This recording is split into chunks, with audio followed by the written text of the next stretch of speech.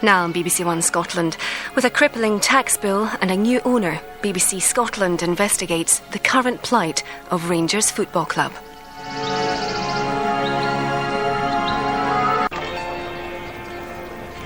In May this year, the new owner of Rangers Football Club walked into Ibrox to a hero's welcome. Scots businessman Craig Whyte pledged a bright future for Rangers, but just 6 months later, the club faces insolvency. That was a big concern to us, that maybe he wasn't going to have the money to pay our bills. Mr. Whyte's business history has been shrouded in mystery, until now. This is an investigation based on official documents unearthed by BBC Scotland, which Craig Whyte might have wished had stayed hidden forever. Craig Whyte could have been sent to prison for this. He could have been sent to prison for this.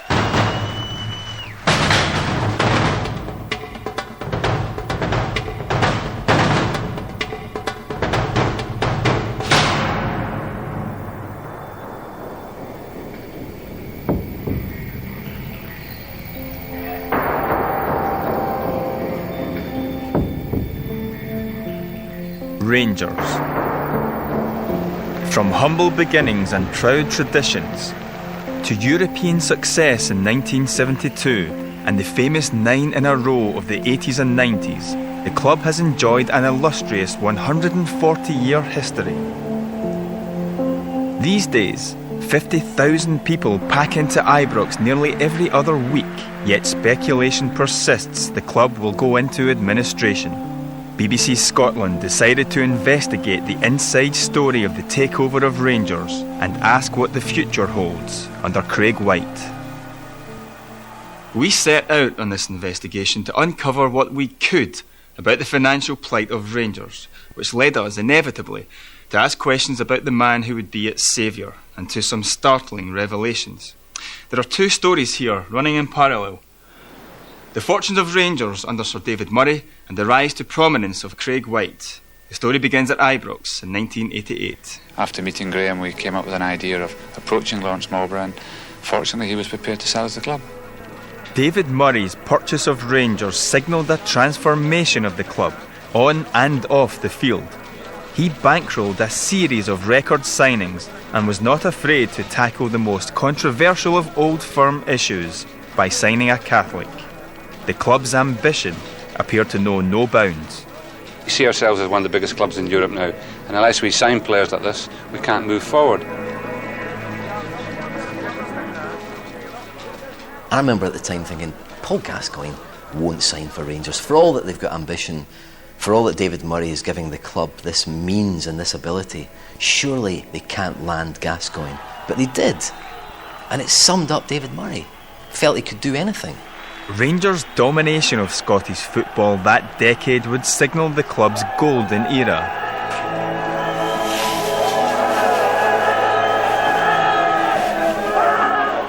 David Murray was a true Scottish success story and perhaps even a role model for an up-and-coming young businessman.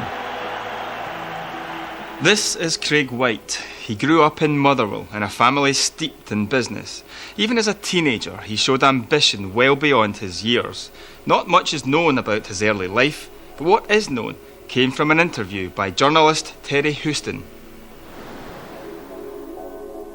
Houston was writing a book in the 1990s about young Scots entrepreneurs. At the age of 17, he bought a portfolio of shares and over a couple of years amassed about £20,000.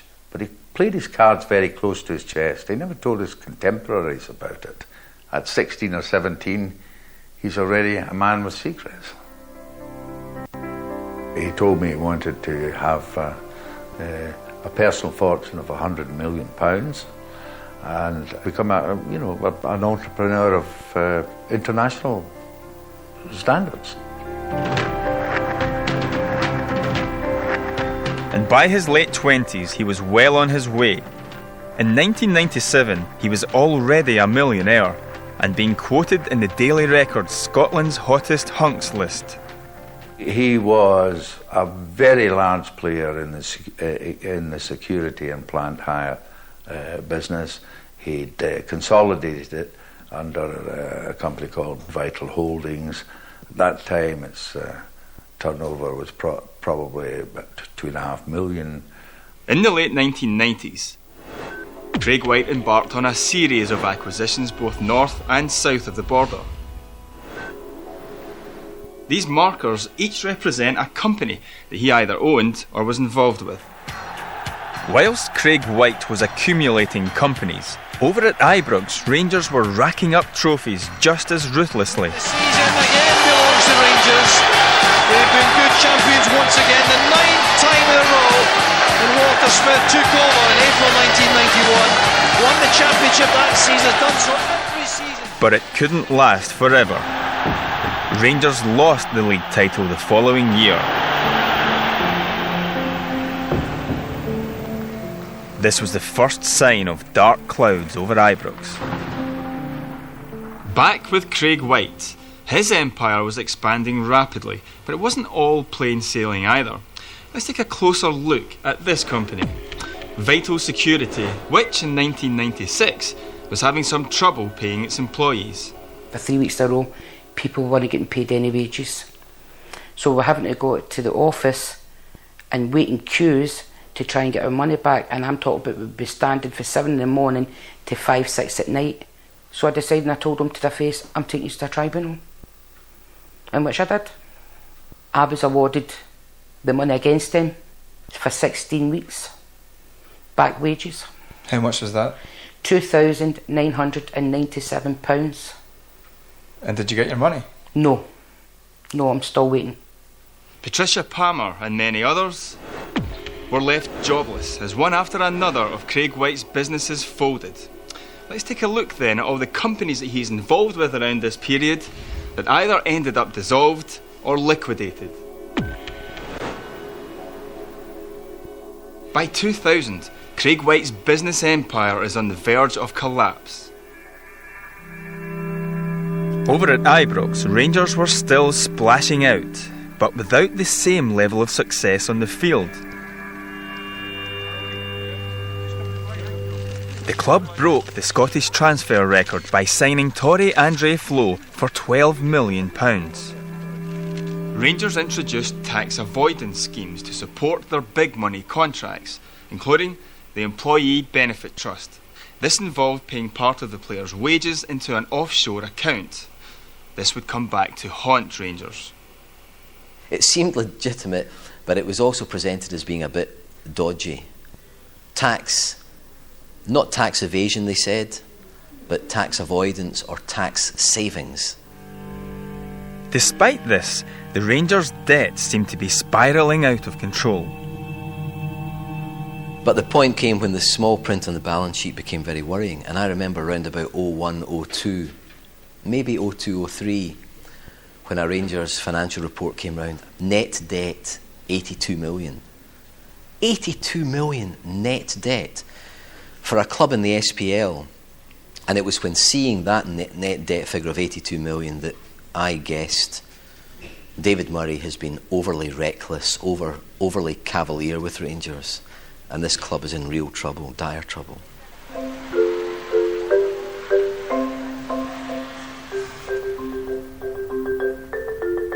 Monaco, the ultimate playground for the rich, and for several years, Mr. Whyte appears to have based himself here.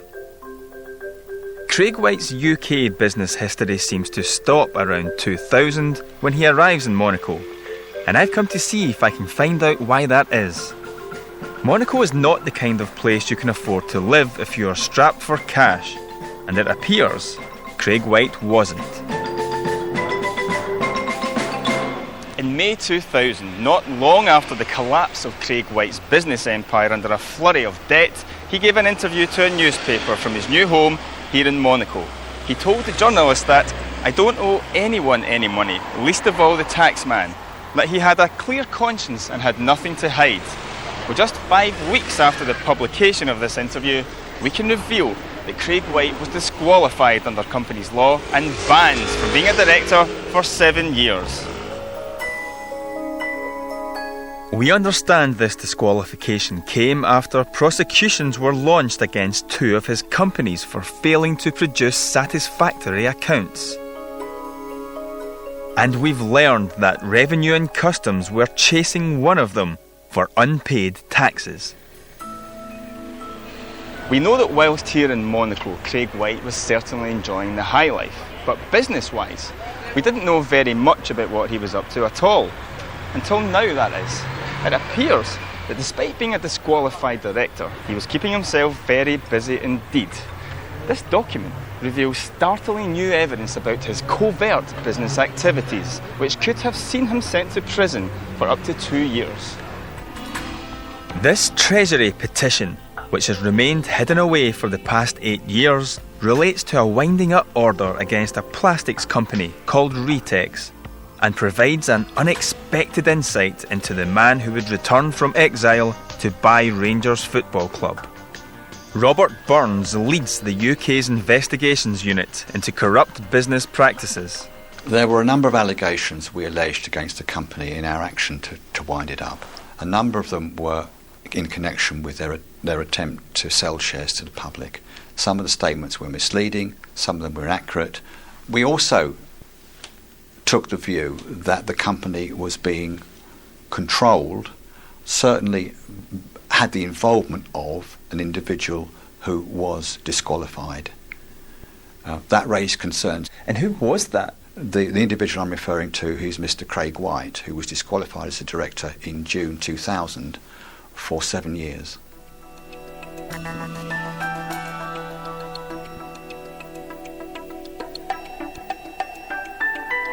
So how serious is it to act as a company director whilst disqualified? In relation to his involvement in running the company, then it is an offence and the individual can be prosecuted. A criminal offence? It is a criminal offence. So Craig Whyte could have been sent to prison for this? He could have been sent to prison for this. Clearly there would have had to have been a criminal investigation and a trial. Mr. Whyte refused to be interviewed about these allegations, but his lawyers provided a statement. Mr. Whyte had a small investment in the company, but had no control over its bank account or finances. He denies in the strongest possible terms any allegation that he has committed any criminal offence. The insolvency investigators also revealed claims of large amounts of cash going missing from the company, as well as fake auditors called Mullet & Co. being used to sign off misleading accounts. Can this be the same Craig Whyte that's now at the helm of Rangers? How can you be so sure that Craig Whyte is involved in a company that appears to be so embroiled in fraud? It was Mr. Whyte who appointed Mullet & Co. as auditors. It was Mr. Whyte who suggested that the company should be offered to the public. Shares in the company should be offered to the public. Mr. Whyte's lawyers responded, "It is a fiction. Our client had no role in appointing or purporting to appoint any auditors of this company." All the signals were that the financial management and control of the company were being exercised by Mr. Whyte. For example, he was a signatory to the bank account. In particular, he drew some money ostensibly to pay the Inland Revenue. Craig Whyte withdrew money from the company, sums of £100,000. It says here actually 2 sums of £100,000. And what, he told the company he was going to pay the Inland Revenue with it? He told the directors that he was going to use that money to pay the Inland Revenue, that's right. And didn't? There's no trace of the money being received by the Inland Revenue. Mr. Whyte's lawyers said, Mr. Whyte denies in the strongest possible terms that he withdrew monies from the company accounts at all, or in the circumstances that you allege. So who was behind the fake auditors? This man, Kevin Sykes.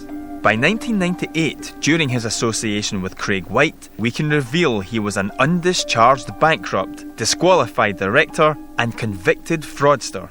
Insolvency investigators wound up 94 of his companies. And in 2004, 3 years after his last known association with Mr. Whyte, Sykes was convicted of a multi-million-pound pension fraud and sent to prison for 8 years. When the name Sykes is mentioned, our antennae prick up. That's obvious. We've got a responsibility for policing the corporate framework and when we deal with an individual like Mr. Sykes, we have to be alert to what he may be up to. Retex was no one-off. In the late 90s, they were involved in several ventures together, with convicted fraudster Sykes acting as company secretary. And there's more. We've obtained a transcript from a 2001 court appearance by Sykes. He tells the court that he does outsourcing for companies in trouble, and that Craig Whyte is his second biggest customer. The court asks, "How much were you receiving from Mr. Whyte?" "Probably about £5,000 a month," he said. And how was this paid? In bundles of cash, apparently, handed over by Craig Whyte to Kevin Sykes in Monaco. Sykes isn't the only questionable business associate of Craig Whyte. Kenneth MacLeod was an accountant involved in more than a dozen of Craig Whyte's early companies. He was forced to resign from the Institute of Chartered Accountants in 2004. He was effectively banned for life for professional misconduct in relation to VH Investments, another company linked to Craig Whyte. Over at Ibrox around 2007, trouble was brewing. They've managed to reduce the debt, but HMRC took the view that Rangers' tax avoidance scheme was actually tax evasion, and the club has been put up for sale. But David Murray, now Sir David Murray, has always said he would pass the club on to the right man. If and when I leave the club, I will make sure that it's left with people of a similar mind and a similar nature. We're not talking about Russians and people and coming in. If I move on from Rangers, I will leave it in the hands of people that I think have got the best into the club. He was desperate to get out of the club. There was so much venom, so much flack flying around. The knives came out for him. He was being accused of this ruinous debt he foisted on the club. The search for a football sugar daddy was on. Chelsea had Abramovich, Manchester United had the Glazers, Rangers were to find their man much closer to home. Craig Whyte returned from Monaco and bought a new home in Scotland, and this is it. Fit for a king, Castle Grant in Granton-on-Spey. It's the ancestral home of the chief of the Grant clan. In 2006, Mr. Whyte, along with his wife, paid almost £750,000 for this place. And with just 6 months of his UK director disqualification to run, it seemed he was keen to get back into business and make up for lost time. He said he was now debt-free and claimed to own numerous assets overseas. His new UK businesses, though, involve venture capitalism and turning around failing companies. We had a look at one of his deals to see if we could get an insight into his business strategy.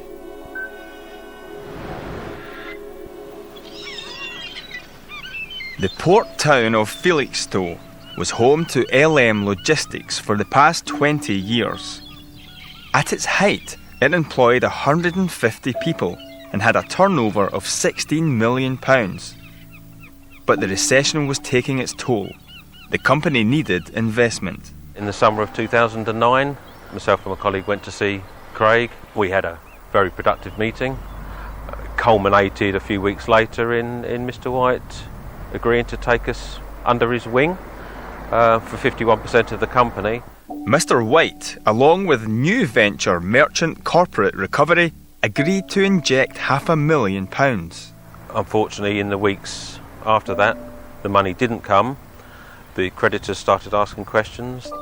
The money did come, eventually. But by that time, the company was swamped with debt and had lost many of its customers. Was it just the money was there, they just didn't want to part with it? Or was the money never there in the first place? To this day, I don't really know the answer to that. Within 6 months, the company was bust, with Tony losing his business and Craig Whyte appearing to lose his investment. However, one of Mr. Whyte's recent ventures has just won a contract for £5 million. So venture capital can be a risky business. And in late 2010, Craig Whyte made his audacious play for Rangers. If he's a man who deals in risk, he's come to the right place. Apart from an overdraft hovering around £18 million, there was also the potential £50 million tax bill. But things were still going well on the pitch, with 2 titles back to back and the possibility of lucrative European football. But what would follow would be one of the most controversial periods in the club's history. And to get the inside story on this, I travelled to Cleveland, Ohio. The then chairman of Rangers had his doubts about Craig Whyte. Alistair Johnston, who's based here, was asked to form an independent committee of the Rangers board to scrutinise the takeover on behalf of the 27,000 minority shareholders of the club. We hammered away at him. I said, tell us what you've done. I mean, imagine this is your life. This is your life. Who do you want to come on and attest, say this guy's a great guy? Where's your character references? Where's the people you've done business with? What kind of answers were you getting from him when you were face to face asking him these questions? Not very convincing answers. Liberty Capital was designated by Mr. Whyte as his source of funding. And we couldn't find, he wouldn't tell us very much about Liberty Capital. We've obtained a confidential dossier on Craig Whyte, which was compiled by private investigators and presented to the independent committee. There's no mention of Craig Whyte's disqualification or his previous alleged criminal conduct, but it outlines his UK business history, which didn't appear to show that great wealth had been accumulated. This further intensified the board's suspicions. Craig Whyte seemed to be the White Knight fans were waiting for. He pledged an immediate £5 million for players and agreed to clear the club's £18 million bank loan. And he agreed to take on the tax liability. Why were you so surprised that Craig Whyte was prepared to take on the HMRC liability? Well, it's just a matter of experience. I have literally never, in 25 years of buying and selling lots of companies, it's just not what you do. You don't assume a historical tax liability that's effectively not your responsibility. There also seemed to be an unwillingness to get into the detail of the club's future cash requirements and cash flows. And again, from my experience, that's something that's obviously pretty fundamental to buying any company. That was a big concern to us, that maybe he wasn't going to have the money to pay our bills. Whatever misgivings the board had about the bid, owning 85% of the club, the decision would come down to Sir David Murray, and the club had debts to settle. Did you not ask Sir David Murray not to do this deal? I asked him not to. What did he say? It's too late. I got a very heated call from the gentleman at Lloyd's one time when it looked like that they perceived that the board were being the independent board were being obstructive and not letting this happen. We'll cancel your credit line tonight. That would be Rangers' credit line. The bank said to you, unless you do this deal, we're pulling the plug. Yeah. A Lloyd's spokesman said, Lloyd's Banking Group's aim has always been to secure the long-term financial stability and security of our customer, Rangers Football Club. The decision to sell was solely a matter for the club's previous owners. In May this year, Alistair Johnston's independent committee made a statement raising serious concern about Craig Whyte's bid. But the deal went through anyway, and he paid a token £1 for the club. He swept into Ibrox with his new team. Chief Executive Martin Bain and Finance Director Donald McIntyre were suspended. Paul Murray and Alistair Johnston were also asked to resign. Basically, he said, I'm not going to resign. And then he said, well, we're going to tell the stock exchange tonight, that you have this is whatever. He says, well, you now reconsider. It was a threat. I said, there's a moniker they use around these parts. The second word is surrender, and the first is no.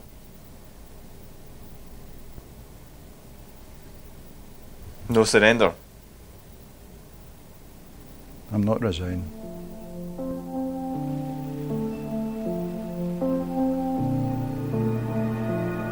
6 months have passed since Craig Whyte took over at Rangers.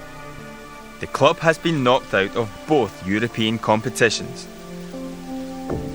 Around £3 million of Rangers funds has been frozen by Martin Bain, Donald McIntyre and the Taxman. On Monday, Rangers legend John Gregg and John McClelland resigned from the board, claiming they'd been isolated by Craig Whyte's takeover.